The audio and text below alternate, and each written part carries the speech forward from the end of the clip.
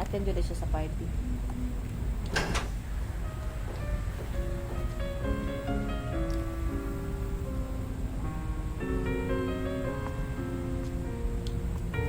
Hala. Niloko nila ako. Formal ang parting ito. Kana mga waitress, nagbutag scarf sa liog. Na maaan din siya kuan ba, waitress ba? Diba, nice kay lahang dress, oh. Social din siya na kuan. Kanang party, din siya yung ordinary party lang. Late ka. Why such a face? Western party ang sabi mo, hindi ba? Ano ka ba naman?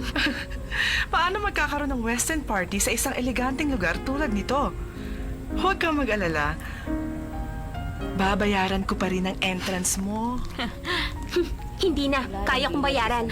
Shansai, hayaan mo siya. Let her pay. Hindi ba nagtatrabaho ka para magkaroon ng allowance? May kamahalan din ng entrance, di ba?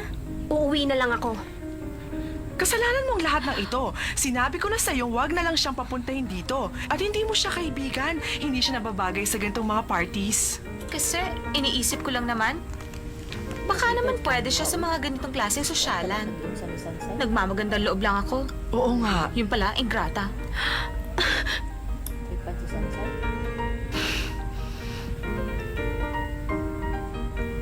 Saan ba magbabayad?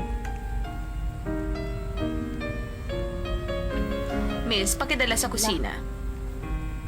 Naaan ni Jagwit. Bakit ito binibigay sa akin? Shansai, natara lang na mapagkamalan ko ang isang servidora. Lawan, Sansay. Magsalamin ka nga. Meron kang red scarf. Sa palagay mo ba? Kanino kaya nila ibibigay ang mga plato? Alam mo, kung ako ikaw, matutunaw ako sa hiya. Shansai, nagbayad ka naman ng entrance fee, hindi ba? Kumain ka hanggat gusto mo. Wala itong refund. At walang ganitong klaseng pagkain sa inyo.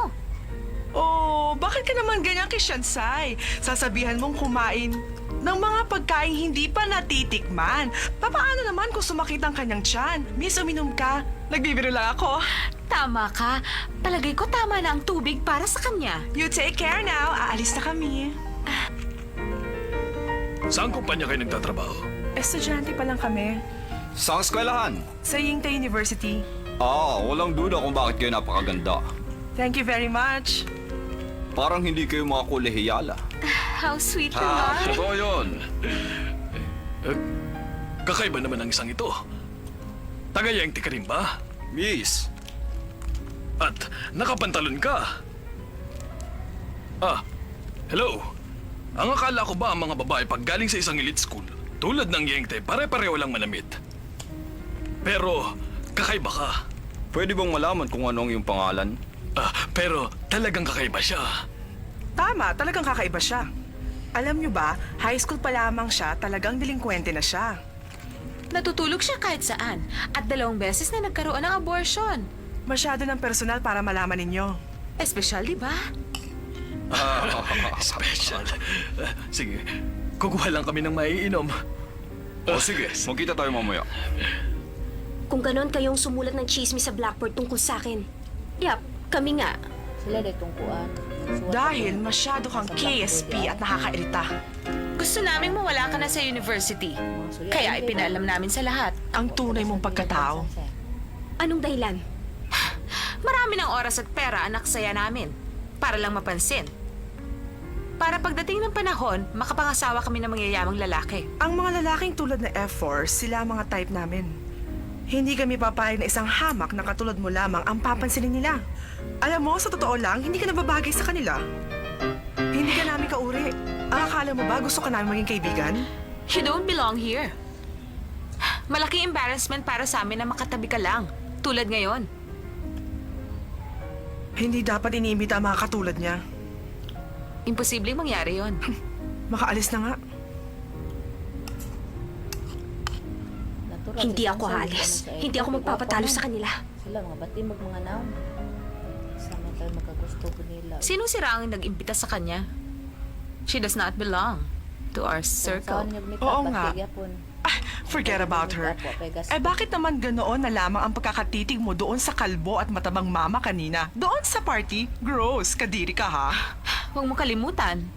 Ang objective natin ay makabingwit ng mga CEO o mga Vice CEO. The hell I care kung mataba o kalbo. Ang mahalaga, maakit natin sila. At iwan na lang kapag nakakita ng mas batang papa. Siya nga, korek ka dyan. Well, that's life. At yung kapalit, sigurado mas mayaman.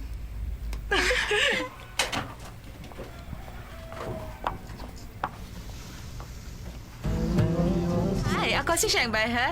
Hi. Sabi ng marami, your name says it all. Kasing ganda ka ng Lily. How sweet naman.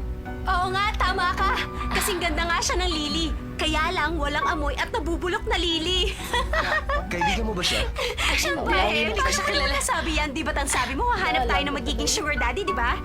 Di ba ang sabi mo rin, dapat mahiyamang papa, hindi ba? Ay, siya ba? Siya ba ang sugar daddy mo?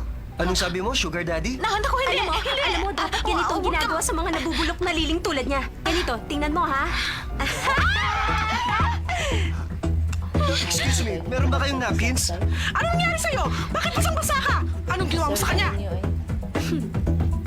Di ba ang sabi ko sa inyo, maling taong kinatalo nyo. Kung talagang type nyo ang F4, bakit hindi nyo sila puntahan? Wala akong pakialam sa kanila. Ito ang tandaan nyo, ang mga babaeng tulad nyo, walang kwentang mahalin. Akala mo ba palalampasin namin ito? Eh di gawin nyo ang gusto nyo. Alam kong ganun lang naman kalit ang tingin nyo sa akin. Pero itong masasabi ko, hindi nyo ako maiiwasan. Supol kita. Huwag kay sala, supol ka eh.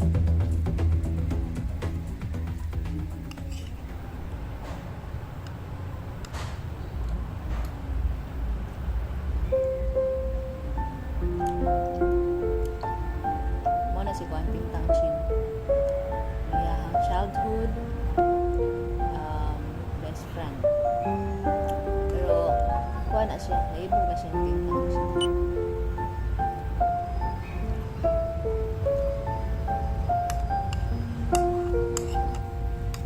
Sa wakas, babalik na rin si Chin. Lipay kayo siya kay Mokri na sa Pintang Chin dira sa ilang lugar.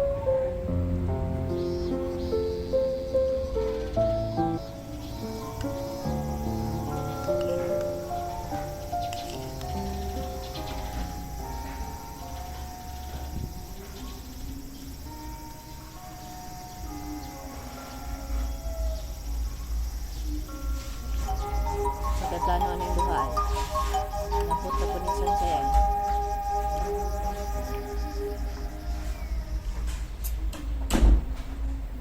Bakit bukas ang pinto? Nga to isa sa rooftop di ay.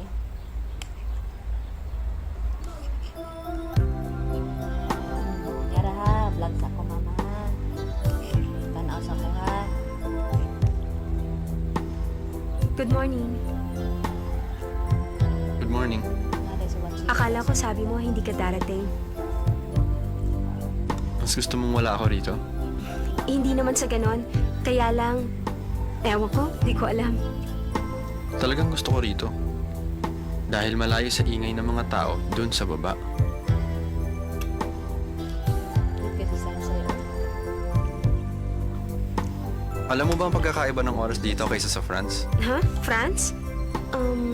1, 2, 3... Hindi. Hindi na bale.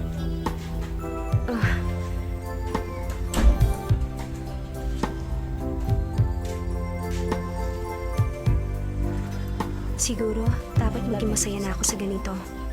Sa Egia bahay ni Pintang. Mas mabuti na siguro kung Di ay. wala siyang nalalaman.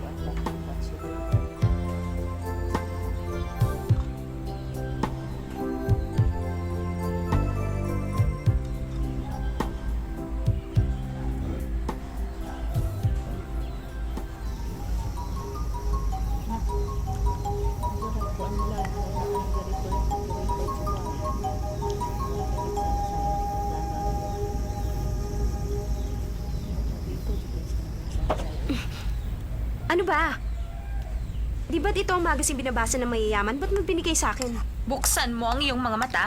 Basahin mo ang cover. May featured article tungkol kay Teng Tang Chin, anak ng CEO ng Teng Corporation. Tumutugtog ng 5 instrumento, may navigation license at kasalukuyan nag-aaral sa France. Siya rin ang napiling Miss Teenage France. At nag-iisa siyang anak. Ano masasabi mo? Ang galing-galing naman niya. Sino ba siya? Siya ang childhood sweetheart ni Wachelay. Malapit na siya magtapos sa pag-aaral at babalik na siya rito. Ano na ngayon ang gagawin mo? Hindi ka nababagay kay Wachelay. Tingnan mo si Teng Tang Chin. At tingnan mo ang sarili mo. Ni hindi ka maihambing sa hibla ng kanyang buhok. Ang lakas ng loob mong kausapin si Lay, malakas din ang loob mong akitin siya. Ano nangyayari sa'yo? Ano ba? Hindi ba kadalasan agresibo ka naman? Anong problema? Natauhan din siya. Ito ang tandaan mo. Anumang pagpapaganda ang gawin mo, hindi ka pa rin babagay kahit kanino pa sa F4. Ang damong ligaw tulad mo, hindi ka nababagay sa aming mundo. Masisira ang image namin dahil sa'yo. Sige na, umalis ka na dito! Damagsa! Sino may sabing pwede mo siyang dalhin dito? Lah, dawin siya.